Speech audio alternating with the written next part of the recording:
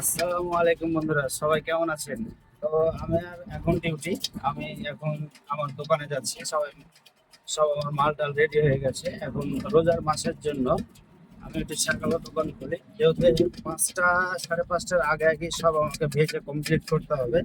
এই জন্য আমি 2টোর দিকে আমার চপ মুড়ির দোকানে আমি পৌঁছে যাই। তারপরে মোটামুটি 2:30 পৌনে 3টার আগেই ভাজা শুরু করি আমি সব কিছু জিনিস। তো আমি এখন অলরেডি দোকান যাচ্ছি। হ্যাঁ, এই তো আমার সব এখানে পেছনে মাল আছে সব। হ্যাঁ, এখানে পেছনে মাল টাল আছে সব রেডি হয়ে গেছে। হ্যাঁ, তো এটা হচ্ছে এই যে আমাদের দোকান। বেশিক্ষণ না, আর 1 মিনিট হলেই চলে যাবে।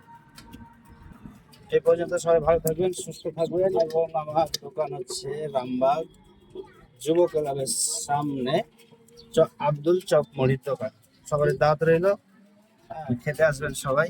হ্যাঁ, ইনশাল্লাহ যতটুকু পারছি ভালো করার চেষ্টা করছি। সবাই ভালো থাকবেন, সুস্থ থাকবেন।